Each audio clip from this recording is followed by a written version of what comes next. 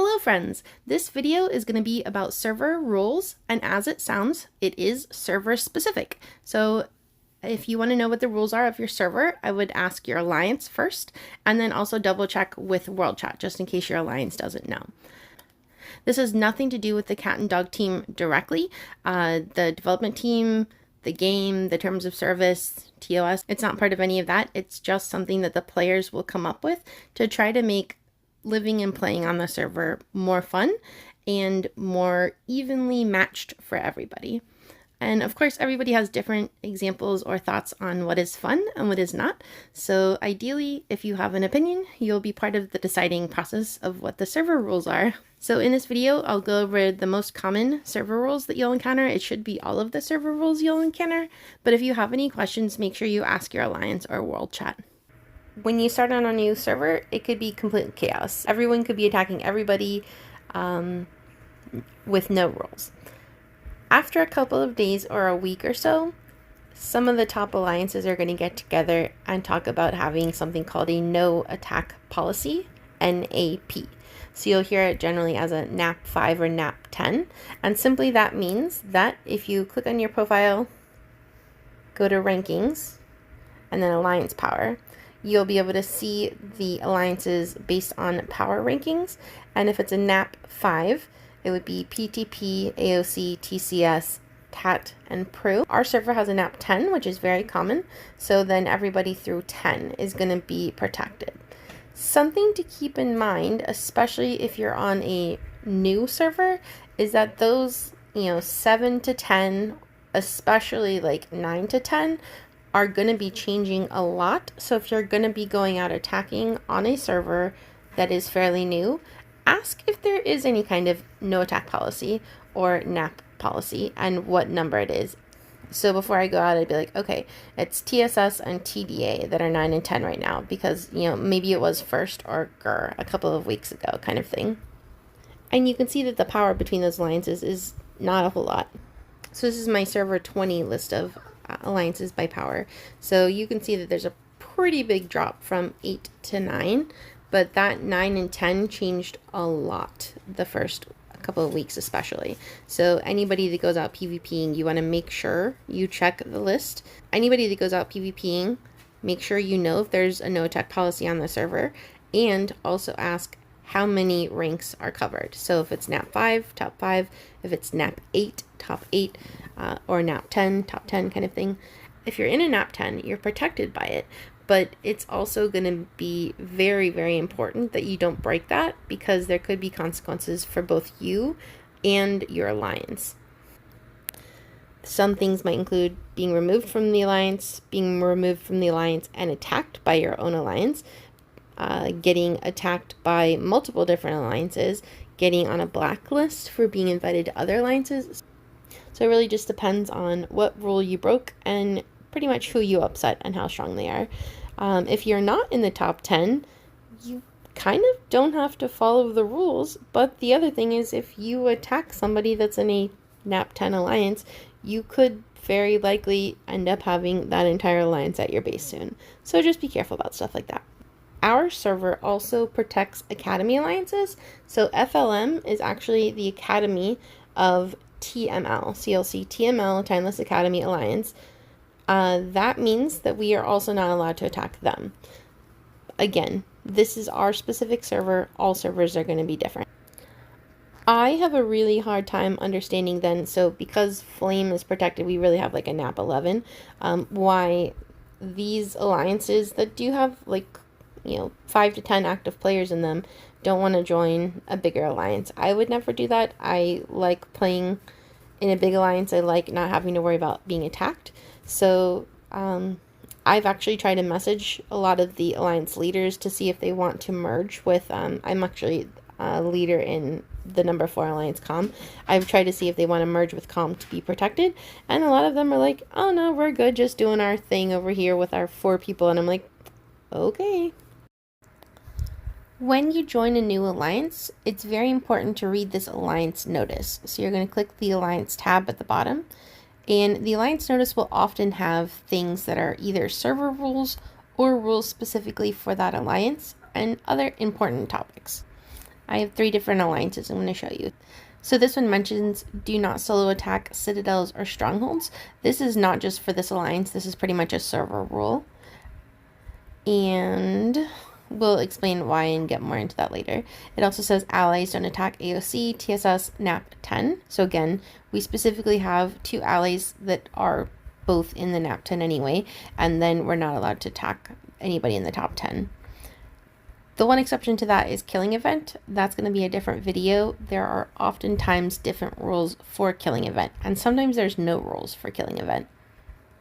So here is another one of my alliances. Again, similar information, allies, AVG and COM. We have a NAP with top 10. There was one alliance that we almost removed from top 10 protection because they kind of are universally disliked, but they're still covered by NAP 10. And then it'll have important things like please research, do rallies, things like that. And there's also a note, we moved base, so move base. Here's another example. This is the COM that was mentioned in God. They do not have allies listed. It just has mostly information about what to do because this has a lot of new players in it and a lot of low players. So it's what to do daily, donating, researching, building flags, things like that. And then I also have a link to my new player guides to help them out. So it's a good habit when you join a new alliance to ask if there are any specific rules that you should know about, whether they're server rules or alliance rules. And either ask in world chat or alliance chat if there's any kind of no attack policy. Most likely, if you don't get a response from alliance chat, somebody in world chat will know and be able to answer. And when you see the killing event or the PvP event where you get points for hitting other people's troops, I would also ask if there's anything specific for that event or if any of the policies and rules change for that event. So here is another very common rule, and it might be implied, but I would certainly ask if you're not sure. Whenever you're attacking a building, so this is a lab that is attackable, but this would also be for citadels, strongholds, and the Central Plaza fight as well. Generally, if they have this rule, it's going to apply to all of those things, but again, server specific, could be different. If somebody from QFZ wanted to come here, first off, I do want to mention they would want to go somewhere within their flag color. So if they were to come to attack, they'd want to be here or here, so they still get the buffs. Alright, once they drop their fountain to attack this, it's generally considered against the rules to attack their base. 1000% you can defend your lab. So if they were to teleport here or send a rally, we would just send a rally from base because it has plenty of time to get here, but we are not allowed to attack the fountain. And that is the case even though that alliance is not in NAP 10. That is just a universally faux pas, very rude thing to do. Have the battle at the building, don't have it in the individual bases.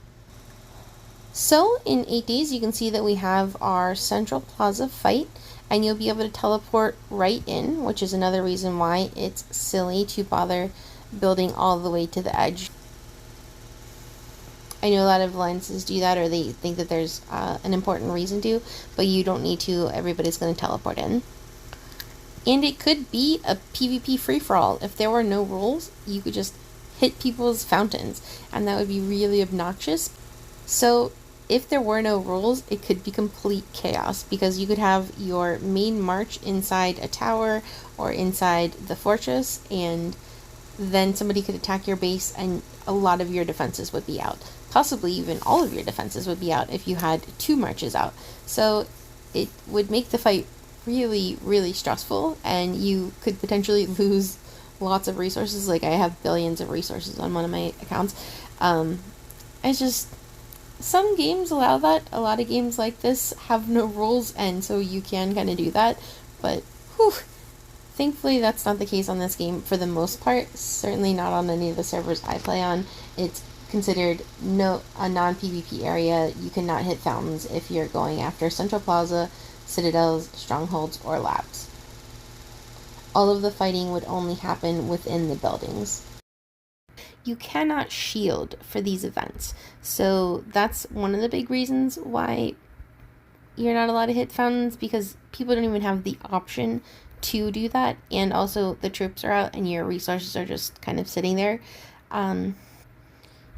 If you're shielded for whatever reason before you attack a citadel or stronghold, once you launch that attack or rally to the building, it should pop up a warning that says your shield will be dropped if you do this. So and it'll come off immediately.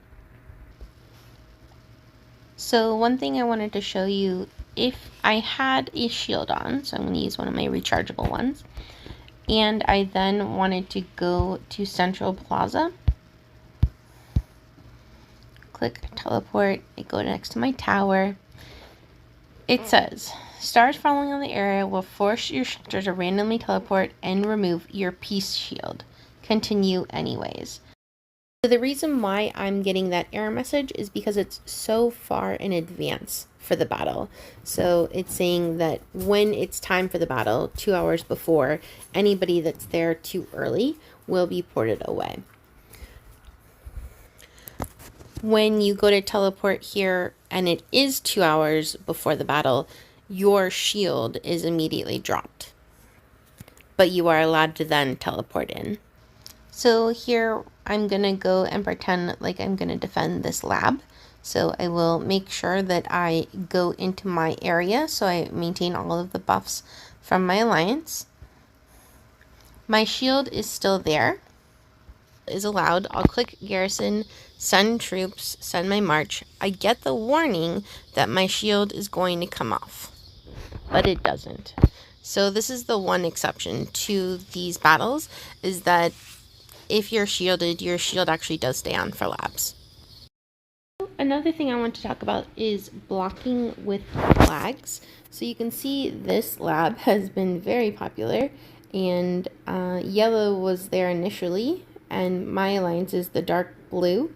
So we very carefully kind of snuck through there and then also connected through this way to get that one so I could get rid of all of our flags that were in this area over here. But as an example, if I was coming through with these dark blue flags and I placed this one here, which is not quite enough to get to the lab, if this alliance, Russ or AVG, either one, were to drop a flag right there instead of the one that we had, that would be considered blocking. And even if those alliances are in the top 10, it's pretty much considered an act of war because they're trying to prevent you from getting that resource. So you can generally attack those flags. Ideally, if flags are in the way, you should talk to the people that are involved and see if they will remove them. But in a situation like this where you could see a clear path was being built and then they dropped a flag to stop you from connecting to where you were going, when it's so obvious like this, it's fair game to go ahead and take out that flag. That is pretty universally accepted in this game. I mean, you might want to double check on your server, but you should be able to fight for the labs. So no blocking with flags was definitely talked about on this server, but it was never actually really implemented, and a lot of people did that early game. So technically, oh yeah, no, so that's just enough overlap that you would have to take out a flag in order to be able to connect to that. So if an alliance wanted to build to here, if I was that alliance, I would say, hey, do you mind if I take out this flag? And I would send them the link for that exact flag, which is here is how you can share that. And say we're coming, we'd like to fight for the lab, and this needs to be removed. And if they don't remove it, then you remove it yourself. So trying to be diplomatic. If they remove it, they get some resources back also, which is nice. But you can certainly, instead of building, what you do is you just click on it and you would say destroy and send march. If I tried to do that, it will not let me because I'm not touching that flag. Your flag needs to be touching the flag. So like if you had a flag here already and you were like, I need that spot, then you'd be able to send the attack. Other things to think about when attacking: some servers might have a one hit rule. For some reason, server 5 did that. I'm not a fan. The first hit is where you take the most damage, and if you have a lot of resources, it is worth it if you can get a lot of resources to take that first hit and take those losses, because then your next couple of attacks will be able to get the resources easily. On server 5 specifically, our one hit rule was only for people that are in an alliance, whether or not they were in NAP or not. So even if you were out in the middle of nowhere, so like these guys here, so if that player was in a NAP 10 alliance, we would not be able to hit them at all, even though this whole area, I consider this a graveyard. None of these people probably play. The other thing is then, so if they weren't in a top 10 alliance and you scouted them and saw that they had like 80 million food, which is not something that you could carry back in one hit, if it was a one hit rule, you would hit them, get your like 12 million-ish food, and then have to stop. And I have a hard time with that again, because even though this person has a tag, these guys probably don't play. So to me, that's a super waste. Then with the no-hit rule on 5, we did have this thing where if they weren't in an alliance, so this person, if they had 80 million res, we could hit them until we zeroed them. So things to keep in mind, and even if they say things like one hit, obviously there was a lot of different stipulations. You know, it matters whether they're in the top 10 alliance, it matters if they have a tag or not. Sometimes, again, server specific. So these are the most common rules that you'll probably encounter on different servers that you might play on. And if you have any questions, ask, because like I said, even with the one hit rule, there were a lot of different criteria that really mattered with that too. So it never hurts to ask and just ensure that you're not breaking a rule. So we talked about the no attack policy and how it affects fountains. The other thing is resource nodes. Are you allowed to attack them or not? It's pretty widely considered inappropriate to gather resources in somebody else's territory. So this is an enemy that's in our area, but honestly, it is closer to their base than it is to our base.